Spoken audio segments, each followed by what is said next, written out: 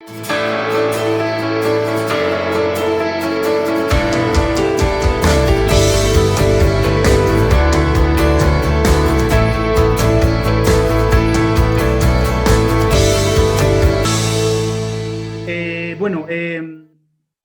ver, el título es un poco el que decidimos, el que me marcó José Luis. En principio, no voy a hablar de mi proyecto como tal, aunque voy a hablar en parte de mi proyecto, pero voy a hablar un poco también del modelo de desarrollo económico asociado al lobo vivo en la Sierra de la Culebra. Digo lo de vivo porque hasta que no se publique en el BOE la inclusión del lobo en el listado de especies en régimen de protección especial, pues se han seguido cazando lobos. Y bueno, también voy a comentaros un poco la forma de trabajar, mi filosofía de trabajo, el código ético que manejo en mis actividades. Y bueno, pues de fondo en realidad el objetivo es hacer conservación, ¿no? Es decir, el ecoturismo puede tener muchas aristas, tiene muchas aristas. Puede ser una herramienta de desarrollo rural, de generación de empleo, de desarrollo económico, pero puede ser un problema de conservación para los lobos. Los lobos tienen muchos problemas de conservación y un ecoturismo mal planteado sobre zonas de reproducción o sobre zonas donde los lobos son vulnerables o son perseguidos, pues puede ser la puntilla, ¿no? a esas amenazas, ¿no? Entonces, el objetivo fundamental de esta charla y de mi proyecto es hacer conservación a través del turismo de naturaleza. No me gusta hablar mucho de ecoturismo, porque a veces la palabra ecoturismo pues, no es correcta, se utiliza mal. Prefiero hablar de turismo de conservación, ¿vale? Entonces, bueno, a priori, bueno, el lobo no merece presentación, es una especie muy atractiva, para muchos es un símbolo, es un icono de naturaleza salvaje. Para muchos los ecosistemas que tienen lobos están completos, los ecosistemas que no tienen lobos están vacíos, ¿verdad? Es un símbolo de supervivencia a pesar de la persecución y está vinculado a muchos valores estéticos, simbólicos, culturales. No hay ninguna especie que haya generado tanta cultura tradicional en las sociedades rurales como el lobo.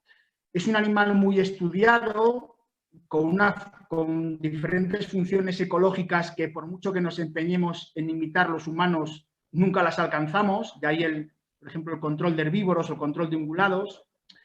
Y luego también tiene un componente también de recreativo, ¿no? Cada día hay más gente que le gusta ver lobos en el campo o que le gusta fotografiar lobos en el campo. El lobo como tal es un animal que tiene enorme potencial para el ecoturismo, pero como comentaba al principio, también tiene muchos problemas de conservación. Entonces, tenemos que tener en cuenta siempre, a la hora de organizar cualquier actividad, a la hora de plantear cualquier ruta, a la hora de hacer actividades asociadas a la especie, hay que tener en cuenta pues, a la especie como tal, ¿no?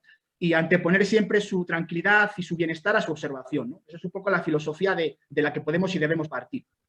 Bueno, a modo introductorio, muchas veces se da por hecho de que el ecoturismo es bueno y se da por hecho de que el ecoturismo es una herramienta de conservación. Yo siempre digo que el ecoturismo puede ser un aliado del medio rural y puede ser un aliado de la conservación de los lobos, pero no es per se ni una herramienta de conservación ni un aliado para el medio rural, ¿no? ¿Por qué? Porque, como os he comentado, el ecoturismo asociado al lobo, bueno, pues puede también generar impactos, ¿no? De ahí lo de puede, ¿no? No quiero hacer una introducción larga, quiero centrarme bueno, en los contenidos que os he preparado, pero bueno, que sepáis un poco que el turismo asociado al lobo comenzó en la década de los 60 en Canadá, donde los campings y los alojamientos rurales de ese territorio organizaban actividades para intentar escuchar a los lobos, una zona muy forestal donde es muy difícil observarles. Y luego actualmente pues Estados Unidos, Canadá, Eslovaquia, Rumanía, India, Italia, Francia, Polonia y por supuesto España son lugares o países donde se realizan diferentes tipologías de turismo asociado a la especie. Se me olvida Portugal también, ¿vale? En ese listado. No todas las actividades son de observación, algunas son de fotografía y otras son puramente de interpretación. En Portugal, por ejemplo, es muy... abundan las actividades asociadas al lobo, pero de interpretación del paisaje, de visitas a infraestructuras cinegéticas o rutas a caballo en el hábitat del lobo, ¿no? No se realizan en principio actividades de observación. En España, pues bueno, o en Estados Unidos, pues por ejemplo, es la observación lo que más demanda la gente. Bueno, en primer lugar, ¿dónde? Bueno, yo la propuesta que hago y donde trabajo, y no trabajo en este lugar, en la Sierra de la Culebra, por azar, soy zamorano, tengo la suerte de que me apasionan los lobos y al vivir en Zamora, pues digamos que pues tengo la suerte y la oportunidad de aprender de lobos y de observar lobos. Y bueno, para todos, bueno, la Culebra es una sierra alargada y estrecha ubicada en el noroeste de Zamora, dividida entre 4 comarcas naturales, Sanabria, Carballeda, Lista y Tábara, y es hoy por hoy el epicentro de ese turismo, ecoturismo ibérico asociado al lobo, ¿no? Hay diferentes lugares, diferentes iniciativas a nivel ibérico, por hispanoluso, pero desde luego la Culebra es el sitio de referencia por trayectoria y por número de visitantes. Os recuerdo que hay un informe del Gobierno de España publicado en 2017 que estimaba que en la Culebra es visitada por unas 3.100 personas al año con el objetivo de observar lobos en la naturaleza, ¿no? Hay otros lugares, ¿vale?, como sabéis, Riaño, como muchas trampas históricas que están distribuidas por el noroeste ibérico, que también reciben turismo, pero de una forma normalmente no ordenada, como un recurso más. Pero insisto, la Culebra y el noroeste de Zamorano se podía resumir en como el principal lugar de peregrinación de toda esa gente que quiere observar lobos en la naturaleza, ¿no? Sin ninguna duda, es el sitio de referencia a nivel europeo. Bueno, la Culebra, los que la conocéis y los que no la conocéis, se declaró como Reserva Nacional de Caza en 1973. La gestión ahora mismo la lleva la Junta de Castilla y León, es una reserva regional de caza. También está dentro de la Red Natura 2000, tiene valores naturales suficientes como para estar dentro de la Red Natura 2000, como los brezales secos mediterráneos, el lagarto verdinegro, el ciervo volante, el desmán ibérico, la víbora hocicuda, diferentes plantas asociadas a turberas. Cada día es más frecuente la presencia de buitres negros, que no se reproducen pero vienen de otras zonas, probablemente asociadas a las carroñas de los lobos. Es el límite sur de distribución europeo, de uno de los límites más sureños de la marta en Europa. Y bueno, luego tiene una buena comunidad de herbívoros compuesta por el ciervo, el corzo y el jabalí. El ciervo y el corzo, o sea, el ciervo y el jabalí desaparecieron de la provincia prácticamente durante el siglo pasado y fueron reintroducidos, sobre todo el ciervo, en la década de los 70 con la creación de la Reserva Nacional de Caza, ¿no? Bueno, la Culebra son montañas muy viejas, pertenecen al macizo espérico, son esas montañas que pertenecen a las montañas más viejas de la península ibérica, que tienen unos materiales geológicos de 500 millones de años y levantados por una orogenia hace 250 millones de años. Son montañas muy erosionadas, donde la influencia del humano ha sido muy intensa durante siglos. Ha existido un arboricidio muy intenso para producir carbón vegetal, para producir combustible, para producir materiales, madera, para construcción. Se ha promovido mucho ese arboricidio para cultivar y también para alimentar a las miles, millones de cabezas de ganado que ha habido hasta el siglo pasado, hasta la década de los 60, 70. Y lo que tenemos ahora mismo son un poco esa vegetación que sustituye a la vegetación original. Los robles y las encinas que originalmente tapizaban grandes extensiones en la Culebra han sido deforestados, el suelo ha sido empobrecido históricamente y lo que tenemos son matorrales, fundamentalmente, que tapizan con bastante valor ecológico, pero que tapizan pues, un montón de zonas donde el suelo quedó muy empobrecido. Y sin saberlo, estos matorrales te permiten observar lobos pues, a 1, a 2 o a 3 kilómetros con un telescopio, que de otra manera con robledales o con encinares pues, sería más difícil, ¿no? Bueno, aquí tenéis otra visión de uno de los valles ocupados por una manada en la Culebra, con las cuarcitas, que son materiales muy duros. Hay también pinares de repoblación. La Culebra se plantó con pinares a partir de 1940. Recordar que ese arboricidio histórico desembocó en una pérdida de masa forestal. Había riesgos de erosión y los pinares se plantaron por el Instituto Forestal Nacional a partir del 40, 50, 60 para evitar la erosión. Entonces, el paisaje que tenemos es una mezcla de matorrales, de pinares de repoblación y de robledales y encinares en regeneración. Uno de las bases de todo este escenario es la coexistencia. Aquí siempre ha habido lobos, es una de las pocas zonas de la Unión Europea donde siempre ha habido lobos. y los métodos preventivos que han existido se mantienen actualmente, ¿no? Cambia la indumentaria de la gente y los crotales de las ovejas, pero realmente los métodos son los mismos que hace 200 años, ¿no? Pastoreo tradicional, presencia de mastines, apriscos y protección nocturna. Esa es la clave para la coexistencia, es una de las claves por las cuales han aguantado los lobos también y es una de las claves que favorecen el ambiente para trabajar en esta zona, ¿no? Si al lobo se le persiguiera y hubiera malestar, pues probablemente no podríamos trabajar con esta especie en la culebra, pero digamos que la gente, los pastores, los ganaderos son gente muy sensata, muy coherente, saben que el lobo le puede robar una oveja, pero saben que, bueno, son profesionales, en definitiva, y eso impide que haya conflictividad, ¿no? Con el lobo y con el ecoturismo.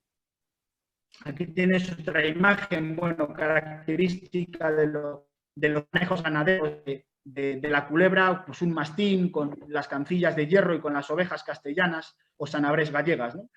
Bueno, la buena comunidad de herbívoros silvestres también pues, favorece la alimentación del lobo. Pensar que los lobos, como decía el otro día en una charla, no prueban el cordero, porque los ganaderos no le dejan, ¿no? Ni los mastines. Se alimentan de ciervos, de corzos y jabalíes, favoreciendo bueno, pues, la función ecológica, eliminando a los animales más débiles o enfermos y bueno, pues funcionando desde un punto de vista ecológico como carnívoro, como depredador, ¿no? En la culebra hay unas 9 manadas de lobos, 10 manadas de lobos, que bueno, sus territorios ocupan parcialmente o íntegramente el interior de la reserva de caza. Y bueno, también es importante destacar que es una de las pocas zonas donde siempre han existido, ¿vale? Los lobos desaparecieron de gran parte de su área de distribución original y han quedado, pues, quedaron acantonados en el peor momento, finales de los 60, principios de los 70, en algunas provincias españolas y bueno, la culebra fue una de las zonas donde siempre hubo lobos, ¿no? Eso tengo que decirlo, ¿vale? De ahí que los manejos ganaderos pues no se han relajado nunca. Bueno, aparte de lobos hay mucho patrimonio etnozoológico asociado a la especie, eso es algo que yo también pongo en valor, que he estudiado y que visito con los grupos de participantes. Es decir, en la culebra no solo hay lobos, también hay huellas, también hay excrementos. En cualquier camino que visites te encuentras indicios de presencia. Es un escenario, es un laboratorio muy bueno para iniciarse con la especie. Y luego hay un montón de patrimonio etnozoológico, como trampas. Esta, por ejemplo, está cerca en el borde de la culebra para cazar lobos. Tiene su valor histórico y su valor etnozoológico. Y, bueno, pues es otra de las actividades que también hay que poner en valor, ¿no? Por varios motivos, ¿no? Porque el lobo no es una especie de carne y hueso, sino que además ha generado un patrimonio que hay que promover, que hay que poner en valor, ¿no? Bueno, de forma resumida, la culebra es una de las zonas donde se puede trabajar con esta especie. No todas las zonas son buenas para trabajar con el turismo lobero. De hecho, la mayoría de las zonas yo no recomiendo que se trabaje con la especie porque podemos delatarla, podemos ponerla en riesgo o podemos ser la antesala del furtivismo, ¿no? Sobre todo si delatamos a los animales en un hábitat que es condicionante, ¿no? La culebra tiene una buena densidad de lobos. Como os he dicho antes, tiene numeroso matorral que te permite observar a los lobos a largas distancias. Es posible observar un lobo. Los que habéis estado en la culebra lo sabéis, que se pueden observar lobos a 2 kilómetros, a 3 kilómetros con un telescopio perfectamente, ¿vale? No hace falta meterte encima de las zonas de reproducción, porque eso supone muchas molestias. Aparte de las zonas de observación, matorrales y pistas, ¿vale? La red de pistas también tienen numerosas zonas forestales que albergan mucho refugio para la especie, ¿no? El relieve es favorecedor, existe suficiente guardería forestal, quizá haría falta más, como en todos los sitios, pero eso es importante porque, bueno, hay cierta vigilancia, no hay conflictividad con el sector primario, como os he dicho, ¿vale? Porque hay poca ganadería y el sector primario pues coexiste con la especie. En principio me atrevo a decir que a diferencia de los cotos de caza del entorno de la culebra, donde puede haber persecución o puede haber furtivismo, en la culebra, en principio, con los datos que dispongo, es una zona que no tiene, en principio, mucha persecución. El lobo no sufre mucha persecución, ¿vale? Se cazan lobos, se han estado cazando una media de 10 lobos cada año, son muchos. No se verá cazar ninguno por varios motivos, y menos en el epicentro del ecoturismo de lobos europeo. Pero, en principio, parece que no hay furtivismo, no hay, en principio, otras causas de mortalidad que aparecen en otras zonas, ¿no? Hay muchos recursos etnozoológicos y luego también el turismo está consolidado desde hace 20 y tantos años. De hecho, Como sabéis, la culebra, el grupo ecologista Ciconia fue uno de los pioneros en comenzar a poner en valor la especie en este territorio, de organizar actividades de puesta en valor de la especie en la culebra, ¿no? En Villarciervos en concreto. Bien, perdonad. Todos estos elementos favorecen el desarrollo de una actividad que está completamente imbricada en el paisaje de la culebra, en el desarrollo económico de la culebra, que es el turismo de observación, turismo asociado a la especie, y que, bueno, desde hace 20 años y especialmente en los últimos 10, 8, pues ha aumentado exponencialmente, ¿no? Ya os he comentado que, bueno, pues que hay algunos trabajos recientes que estiman que son más de 3.000 las personas que visitan la culebra con el objetivo de observar lobos en la naturaleza, ¿no? Curiosamente, en la culebra son 10 los cazadores que intentan cazar lobos cada año, ¿no? O sea, hay una desproporción económica y de visitas entre caza y observación, ¿no?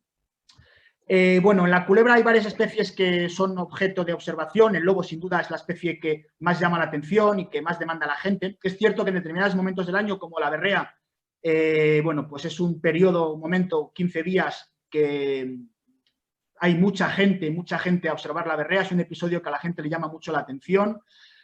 Pero fundamentalmente es el lobo y el lobo, y luego en menor medida el ciervo. Lo que pasa que, bueno, en las esperas, bueno, pues a mí me gusta apuntar un poco todo, y bueno, en las esperas el ciervo se ve en el 100% de las esperas, de los intentos de observación de mañana y de tarde. El corzo depende de las zonas y depende de las fechas, pero se puede ver en 8 de cada 10 esperas.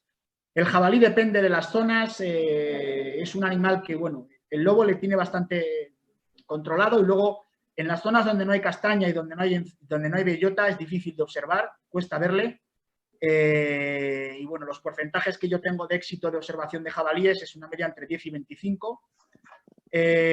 Los zorros, que no me olvide de ellos, ¿vale? Que es el gran olvidado, bueno, pues entre 10 y 25%. Y los lobos, de media anual, se pueden observar en una media de 35%, ¿vale? Esa es la media anual en condiciones normales de éxito, siempre lejos de las zonas de reproducción, anteponiendo siempre la tranquilidad a la observación, y a distancias medias de 2,5 kilómetros a las zonas de reproducción. Menos de 2 kilómetros a las zonas de reproducción puede implicar riesgos, molestias y problemas para la especie, ¿no? En mi caso, yo casi siempre utilizo distancias mayores a 2 kilómetros y medio a las zonas de reproducción, ¿vale? Entonces, los porcentajes son esos.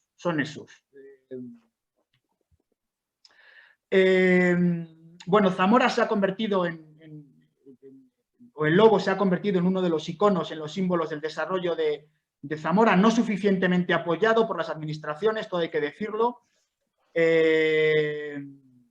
Pero bueno, es cierto que el turismo está generando, pues, una riqueza importante en la zona y un cambio muy lento, pero sin marcha atrás en la percepción de la especie, ¿no? Y en el desarrollo rural que genera, ¿no? Esto es un folleto que editó la Junta de Castilla y León y la Diputación de Zamora, bueno, donde aparece el lobo, pues, como símbolo del desarrollo de la zona, ¿no? Bueno, os cuento un poco algunos datos, hablando del lobo como motor económico del desarrollo en la culebra. Fijaros, el primer trabajo que se hizo en la culebra para conocer el impacto económico del lobo, evidentemente es muy triste tener que recurrir a datos económicos para defender a la especie, cuando en realidad su importancia ecológica, simbólica, científica o cultural es suficiente, ¿vale? No tendríamos que recurrir a datos económicos, pero muchas veces pues los gestores, los políticos o las administraciones o la sociedad necesita hablar de dinero. Pues vamos a hablar de dinero para demostrar que el lobo es un recurso importante en términos económicos, ¿no? Bueno, lo que vimos en el 2012 es que el turismo de lobos generaba algo así como unos 500.000 euros solamente en comer y en dormir en la Sierra de la Culebra. La gente que iba a la Culebra a comer y dormir generaba una media de 440.000, 500.000 euros al año en las casas rurales. Vimos, según los establecimientos que entrevistamos, que era creciente. Vimos que la pernoctación media era de 2,18 noches por visita, y vimos que algunos alojamientos, pues como Beniata y alguno más, tenían hasta el 90% de sus reservas por causa de la gente que intentaba observar lobos, ¿no? Es decir, 9 de cada 10 personas que se alojaban en algunas de las casas rurales de la zona era por el tema del lobo. La media la vimos en algo así como casi el 50%, ¿vale? Es decir, de toda la gente que se alojaba en las casas rurales de la Culebra, el 50% era por el lobo. Y ese rango tan grande entre 1 y 90, os lo explico. El turismo de lobo se centra en varias localidades, en el entorno Villar de Ciervos fundamentalmente. También llega ahora a Figueruela de Arriba, a Boya, a Cional, a Codesal, a Ferreras de Arriba, a Villanueva. Entonces ese 1%, por ejemplo, era la zona de Tábara, ¿no? Que no recibía turismo lobero y que sigue sin recibirlo, ¿no? Pero en las zonas donde había turismo, pues el porcentaje llegaba al 90%, ¿no? Luego también había un porcentaje importante de merchandising, de recuerdos que también estaban asociados a la especie y que también aparecían en las casas rurales y que se vendían, ¿no? Hay datos más actuales. Este informe está publicado en la red, lo podéis consultar. Es un informe realizado en 2016 y publicado en 2017 por el Gobierno de España. Y bueno, estima que el número de turistas de naturaleza en España oscila entre 28 y 65 millones al año, ¿vale? Lo que equivale al 12-29% de visitas turísticas totales. En la Culebra, como os he dicho antes, se estimó que eran unas 3.100 las personas, los turistas loberos, que visitaban la Culebra para observar lobos o para intentarlo. Y el impacto económico de esta actividad generaba 0,9 millones de euros de ingresos directos, ¿vale? Y otros 0,9 millones de euros de ingresos indirectos. Os recuerdo que la caza del lobo en la Culebra genera, siendo generoso, no más de 35.000 euros al año, ¿vale? 35.000 euros al año frente a 0,9 millones de euros directos y 0,9 millones de euros indirectos, ¿no? Vale, de acuerdo a este estudio, se estimó que cada una de las personas que van a la Culebra a observar lobos generan algo así como 56 euros de gastos en la zona al día.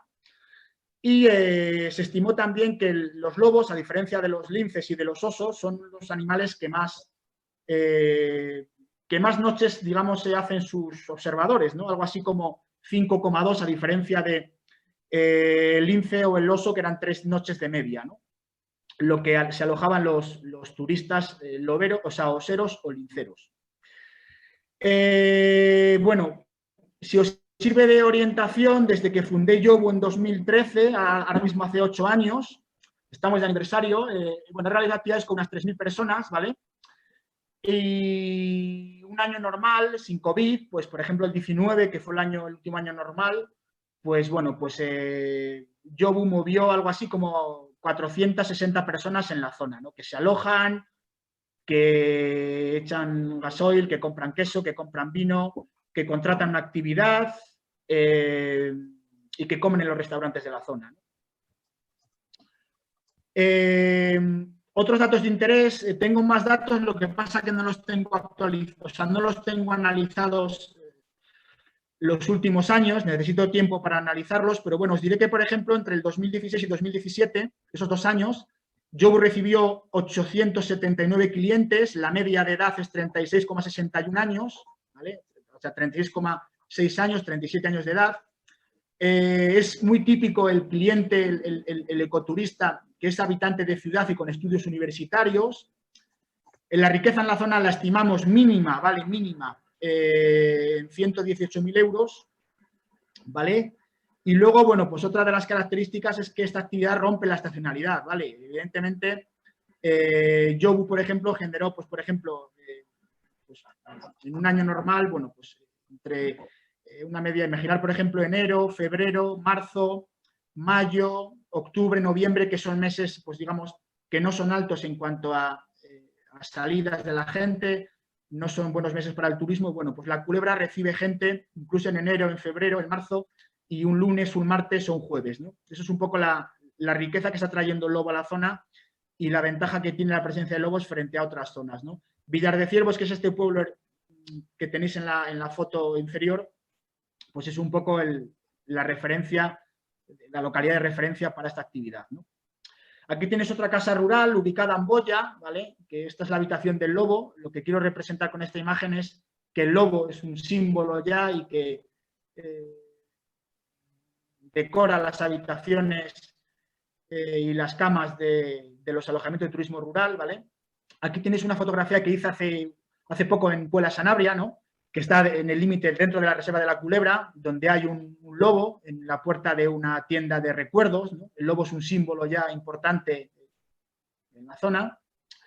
Y luego vamos, si queréis, pasamos a la segunda parte de la charla, que es cómo se debe realizar este tipo de actividades, en qué errores no debemos caer. Y bueno, realmente es una propuesta de lo que yo hago, de lo que hace Yobu y lo que promuevo, ¿no? En realidad os he dicho al principio que lo que promuevo es hacer conservación a través del ecoturismo y os lo voy a intentar demostrar pues un poco con la filosofía de trabajo, ¿no? Bueno, para empezar tenemos que partir de una idea muy clara, que el turismo de observación no debe ser y no puede ser en cualquier área, ¿no? Hay determinadas zonas en España donde los lobos se pueden observar, pero esa actividad se puede convertir en una actividad masificada en muy poco tiempo y podemos estar comprometiendo a los animales, ¿no? De ahí que yo únicamente trabajo en la Culebra por los motivos que os he expuesto antes, ¿no? El trabajar en zonas donde la ganadería es extensiva y hay conflictos con el lobo, o en áreas deforestadas como puede ser la submeseta norte, pues creo que puede ser el principio del fin para muchas manadas, ¿no? De ahí que no sea recomendable trabajar en todos los sitios, ¿no? Es muy bueno planificar muy bien lo que nos tenemos y ser coherente con lo que tenemos entre manos, ¿no? Que son bichos vivos que pueden sufrir problemas derivados de la actividad y que pueden ser delatados y furtiveados, ¿no? O invadidos por fotógrafos o por ecoturistas, ¿no? Sin ética. Luego la otra pregunta es ¿cuándo, no? Bueno, pues aquí tenemos que ser también muy coherentes porque la época reproductora de los lobos es un momento muy delicado de la fenología de esta especie y la presencia humana, aunque vayamos con telescopios, pues puede generar molestias, habituación, desplazamientos, traslados a otras zonas de peor calidad, mayor tiempo de los adultos separados de los cachorros. Podemos delatar a las zonas de reproducción, imaginar que estamos mirando con el telescopio continuamente en un valle, nos están viendo en el pueblo y podemos delatar a los animales.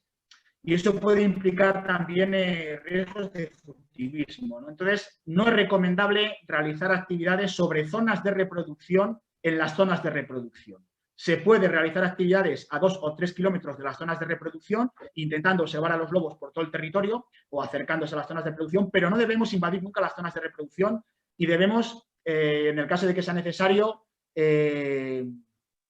irnos a otros sitios si los lobos están cerca y están con cachorros. No podemos machacarles con nuestra presencia, aunque, insisto, aunque sea una presencia pacífica, ¿no? Los lobos tienen capacidades sensoriales muy desarrolladas y la propia presencia humana, bueno, pues la detectan rápidamente por el olfato, por el oído y, bueno, es decir, los humanos somos en general animales muy torpes, ¿no? Y nos delatan rápidamente. Bueno, el periodo de reproducción de los lobos es sobre todo entre finales de marzo, todo el verano, incluso, bueno, pues hasta bien entrado octubre, incluso noviembre, ¿no? Son momentos muy delicados donde invadir las zonas de reproducción, pues puede ser un problema, ¿no? Eso tenemos que tenerlo en cuenta siempre. Bueno, yo propongo siempre un modelo itinerante, es decir, imaginar que estamos utilizando con ecoturistas un sitio durante 2 años y en la primavera siguiente, el tercer año, los lobos crían a 500 metros del punto de observación. Tenemos que cambiar el sitio, no podemos continuar ahí. Tenemos que tener un modelo itinerante y buscar alternativas, ¿de acuerdo? No podemos seguir ahí, no podemos tener un modelo estático, tenemos que cambiarlo, ¿vale? ¿A qué distancia de las zonas de reproducción? Pues bueno, sobre esto hay varias referencias bibliográficas, algunos informes muy interesantes. En Yellowstone, por ejemplo, bueno, pues se prohíbe, donde no se caza la especie, ¿vale? A diferencia de la culebra, se prohíbe, por ejemplo, la observación de la especie a 1,6 kilómetros de las zonas de reproducción. Es decir, no permiten que haya ningún tipo de turismo y de actividades a menos de 1,6 kilómetros de las zonas activas de reproducción. En el Parque Nacional de Denali, en Alaska, pues incluso se cierran de por vida las zonas donde los lobos se han reproducido porque pueden volver a reproducirse dentro de 10 años, ¿no? Entonces, para tener esas zonas tranquilas, directamente se prohíbe la presencia de turistas y para evitar ese tipo de problemas, ¿no? Es decir, se anteponen a lo que puede pasar, ¿no? Bueno, aquí tenéis una fotografía. Si tuviera más tiempo os pondría más cosas, pero bueno, he recortado la presentación para ajustarme al tiempo. Es una fotografía que hice hace unos años. El lobo está fotografiado a 1.300 metros, 1.400 metros.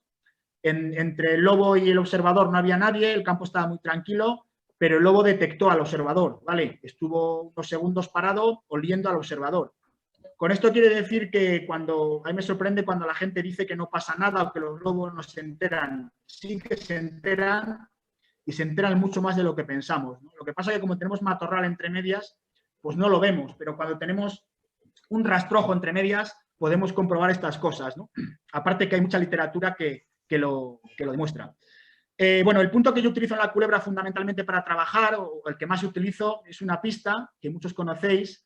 Las zonas de reproducción están al otro lado del valle, ¿vale? A una distancia media de 2,5 kilómetros, 3 kilómetros, ¿vale? Este sitio me da mucha confianza porque no estamos invadiendo las zonas de reproducción, ¿de acuerdo? Eso es lo fundamental, ¿vale? Lo fundamental. No podemos ir a ver águilas imperiales y ponernos debajo del nido, ¿no? No podemos ir a ver buitres negros y ponernos debajo del nido, ¿no? No podemos ir a observar lobos y meternos en las zonas de reproducción, ¿vale? Bueno, la gente, bueno, pues nos colocamos siempre en zonas autorizadas, evitamos que la vegetación sea aplastada, de ahí que siempre nos colocamos en pistas, intentamos, bueno, pues que la vegetación sufra lo menos posible en ese sentido. Bueno, aquí tenéis varias imágenes de grupos. Es importante, por ejemplo, que las redes sociales pues no delatemos a los lobos. Si yo cuelgo una imagen en la cual digo que he estado con estos chicos esta mañana y que hemos visto 2 lobos, pues probablemente nadie sepa dónde estamos, ¿no? Pero si cuelgo una panorámica más amplia, probablemente estoy delatando a los lobos y estoy generando un efecto llamada. Es un error colgar imágenes donde se detecten los sitios, ¿vale? En las redes sociales, pues al final todo se ve rápidamente. Y es un error la inmediatez también, ¿no? Muchas veces no se debe colgar información esa misma mañana porque al final podemos delatar a los bichos y podemos generar un efecto llamada el siguiente fin de semana. Entonces, de ahí que muchas veces hay que cortar las imágenes, no colgarlas, girarlas y, por supuesto, no delatar nunca los sitios donde estamos trabajando porque podemos delatar a los animales. En ese sentido, ¿no? Es prioritario, ¿no? Bueno, a la hora de plantear un itinerario, bueno, yo la forma de trabajar que tengo es la siguiente. Cuando tengo varias rutas posibles para hacer itinerarios de observación de indicios y de conocimiento del hábitat, yo siempre utilizo los límites del territorio de las manadas, ¿vale? No se me ocurre meterme en una zona de reproducción para encontrar excrementos o rascaduras, y lo que hago es, bueno, pues utilizar lo que yo entiendo como límite de territorios, que son zonas que hay indicios de presencia, pero que no están tan frecuentadas por los lobos como puede ser una zona de reproducción. Entonces, esa zona, digamos, que amortigua un poco más la presencia humana, ¿no? En todas las actividades que organizo, siempre incluyo materiales de divulgación. Me parece que el lobo es un animal que todavía tiene mucho desconocimiento alrededor y es muy importante que la gente se vaya con mensajes de conservación, con mensajes de conocimiento. Y de esta manera, pues es un poco el despertar el interés sobre la especie es muy importante, ¿no? Y el conocimiento y la divulgación y la educación ambiental son herramientas fundamentales, ¿no? Entonces, todos los talleres que organizo, todos tienen un componente de divulgación con materiales biológicos, ¿no? Aquí tenéis, bueno, pues un poco los cráneos que utilizo en un taller clásico. Aquí tenéis 2 cráneos de mastín, tenéis 2 cráneos de lobos, tenéis un perro, otro perro, aquí tenéis un galgo, aquí tenéis un boxer. También el boxer sirve para explicar lo que somos capaces los humanos con la domesticación y con las razas, ¿no? Estamos generando perros que nacen enfermos, por así decirlo, ¿no? Aquí tienes un gato para comparar hipercarnívoros con mesocarnívoros y también, bueno, pues el zorro es un animal muy importante también en los ecosistemas que tiene muchas funciones ecológicas y también se habla de él, ¿no? Evidentemente también hay una parte de los talleres que se habla de las presas del lobo, de la importancia del lobo a la hora de seleccionar los animales enfermos, viejos. Siempre hay un taller de cuernas, hay algún cráneo de corzo, de rebeco, un poco para conocer cómo son las presas de los lobos. Bueno, en la interpretación, evidentemente, bueno, pues en un recorrido para conocer el hábitat del lobo, pues siempre se encuentran pues, excrementos de ciervos, de liebre como estas. Se habla de la etnobotánica local, aquí tenéis una carqueisa, ¿no? Que es una planta con un montón de usos tradicionales y que en la culebra es muy famosa por el dicho de carqueisa florida, loba parida, ¿no? Cuando las carqueisas están floridas, las lobas están paridas. Hablamos de mayo fundamentalmente, ¿no? Bueno, el dibujo es muy importante a la hora de divulgar. Yo siempre voy con esta tablet, de la cual nunca se gastan las pilas, y bueno, pues el dibujo pues siempre es importante para explicar muchos detalles que de otra manera serían imposibles, ¿no? Aquí tenéis, bueno, pues unas huellas de corzo en el barro y, bueno, pues corzo, ciervo y jabalí en la pizarra, ¿no? Para comparar. Luego, otra de las cosas que también, de los recursos que también utilizo, que me parecen muy interesantes, por no decir esenciales, y además en las evaluaciones que le paso a la gente en los cursos, están muy bien aceptadas y muy bien valoradas, son visitas a ganaderías, ¿no? De hecho, desde que comencé en Yobu en 2013, visito a una ganadería, la de Rosa González y Alberto Fernández, que conoceréis por Pastando con Lobos, que son gente que tiene más de 1000 ovejas castellanas y que además tienen una media de 10-12 mastines y que no sufren ataques de lobos, ¿vale? En una zona de alta densidad de lobos. Entonces, considero que es muy importante que la gente, los ecoturistas, se vayan con un mensaje de coexistencia. ¿La coexistencia es posible? Sí, sí que es posible. Y se van con ese mensaje, ¿no? Y más en un contexto donde nos intentan hacer ver que la coexistencia no es posible. Sí que es posible, ¿no? Otra de las ganaderías que también visito es la de Fernando Rodríguez Tábara, que es un ganadero joven, también de Sanabria, que tiene pues 15 mastines y que tiene 100 vacas, ¿no? Los mastines con las vacas también funcionan, ¿vale? No solo los mastines con las ovejas, ¿no? Entonces, esto es otro recurso que también, bueno, pues yo utilizo y que me parece esencial, ¿no? Me parece esencial.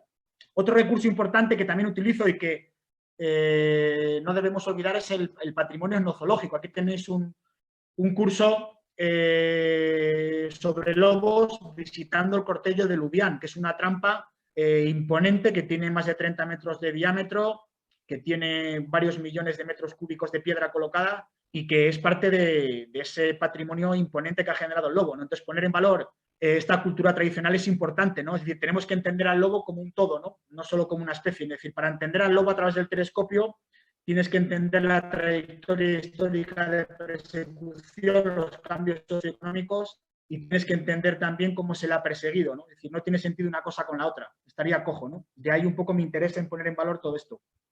Aquí tienes un taller también con carrancas, con carlancas, que son collares para proteger el cuello de los mastines, ¿vale? Es parte también de la cultura tradicional de ese territorio, ¿vale? Con diferentes tipologías, metálicos, de cuero, de chapa, etcétera.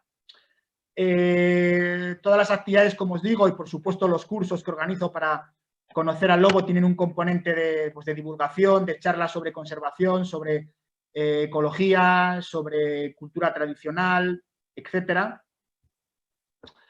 Y luego, bueno, evidentemente hay un sector muy importante con el que trabajo y me gusta trabajar, que son las familias.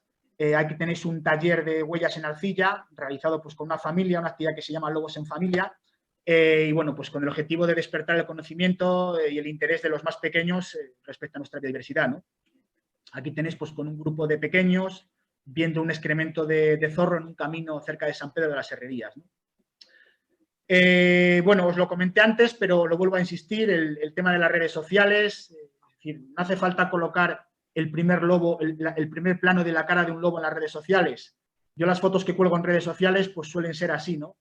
Lobos lejos y sin mirar a la cámara, ¿no? En realidad un poco es lo que debemos de buscar, conformarnos con eso y no perseguir una imagen estresando a la especie, ¿no? Ir acabando, Javier, cuando quieras. Sí. Bueno, por último, bueno, el compromiso con la conservación de Yobu va más allá y bueno, aquí tenéis un poco, yo trabajo con la Fundación Lurgaya, que es una fundación vasca y bueno, ellos me calculan las emisiones que he generado anualmente y a cambio de eso pues me hago una plantación con árboles en un bosque vasco cerca de Urdaibai, un poco para compensar las emisiones que genero durante las actividades de ecoturismo en la culebra durante todo el año, ¿no? Creo que es algo que tenemos que tener en cuenta y que ser consecuentes, ¿no? Bueno, por último, me falta un minuto. ¿Qué se ha conseguido en los últimos 8 años desde que nació Yobu? ¿Qué dificultades existen y qué retos hay pendientes? Bueno, para empezar es una salida profesional. Yo me quise quedar en mi provincia, trabajar como biólogo y trabajar con esta especie que me interesa. He conseguido concienciar a más de 3.000 personas sobre la necesidad de conservar al lobo. He contribuido también a mejorar la percepción del lobo en el medio rural. Hicimos un trabajo hace años y comprobamos que, por ejemplo, en Villar de Ciervos la percepción del lobo era mucho mejor que en zonas o en pueblos cercanos donde no había ecoturismo. Y luego también, aunque sea un poco romántico, he hecho cumplir el sueño a cientos de personas que han visto su primer lobo en la naturaleza, ¿no? Esto es muy bonito porque la gente se emociona mucho cuando ve su primer lobo y hasta llora, ¿no? Las dificultades, pues bueno, el sector hay mucho intrusismo. Considero que el sector debe ser profesionalizado, debe ser liderado por biólogos, con gente con una trayectoria y con una base profesional ambiental. Es una realidad, ¿no? Llamar así las cosas por su nombre. Y es un sector que está sufre mucho intrusismo, ¿no? Hay muchas disciplinas profesionales que están trabajando en este sector, pero es así, la administración no lo está persiguiendo, ¿no? Hace falta también un uso público. Parece que esta primavera se van a comenzar a señalizar puntos de observación y a limitar los accesos a determinadas zonas. Hace falta un apoyo de las administraciones, ¿vale? Para desplazar de una vez la caza incongruente en este entorno. Y bueno, y de defender como tal esta actividad, ¿no? Que genera mucha riqueza y que genera también población en el medio rural. Por último, los retos pendientes pues, son, bueno, hasta que no se publique en el BOE la inclusión del lobo en el listado, no se habrá prohibido la caza del lobo. Es una de las cosas que más daño nos hacen y que es muy incongruente el seguir cazando lobos en las zonas donde vamos a observarles. Es algo que no tiene ni pies ni cabeza. Hace falta un uso público y, bueno, como reto pendiente, pues seguir trabajando en los próximos años por mejorar la percepción del lobo entre la ciudadanía y con estas actividades. En principio, creo que nada más. Muchas gracias a todos y gracias, José Luis, por invitarme. No tengo más que contar. Gracias a ti una vez más por participar. Oye, ¿para cuándo tu libro? Mi libro está en papel el 22 de marzo. El 22. Bueno, pues ahí estaremos en el Corte Inglés de Zamora cuando empieces a firmar para coger uno. No va a tener una distribución clásica es una autoedición y ya lo sé. Me ha llevado 10 años de mi vida y me ha llevado mucho trabajo y lo voy a distribuir yo, José Luis. Muy bien, pues ya considero que es más justo. El primer cliente ya lo tienes y todos nuestros viajeros que vayamos allí también lo van a llevar. Oye, un tema importante que preocupa a la gente, a ver, es un trabajo de muchos años, no se puede conseguir de un día para otro, pero la labor de información a la gente local para que le pierda el miedo al lobo, para que le pierda el odio al lobo, es importantísima. ¿Cómo se ha hecho en tu zona para que la gente al final acabe penetrando el mensaje y acabe poniendo al lobo en lo más alto del objeto de protección de la zona? Bueno, creo que lo comenté antes. En la zona siempre ha habido lobos. Durante el siglo XX hubo hasta 11 métodos de persecución diferentes, pero viendo un poco la información que tengo, creo que no hubo un ensañamiento ni una persecución orquestada como en otras zonas del país, Pirineos o Sistema Ibérico, ¿no? Entonces, ha habido como cierta coexistencia histórica, ¿vale?, con los métodos preventivos, y eso ha desembocado en que en la actualidad haya tolerancia hacia la especie. A la gente saben que el lobo te puede matar un cordero si te relajas, pero sabe también que si llevas tus mastines no pasa nada. Entonces, eso es un elemento favorecedor, esa es un poco la base de esa coexistencia y de esa aceptación de la especie. Además, el turismo está generando una mejor percepción de la especie. De hecho, como os comenté antes, hace 6 o 7 años hicimos un trabajo y comparamos Villar de Ciervos y Tábara.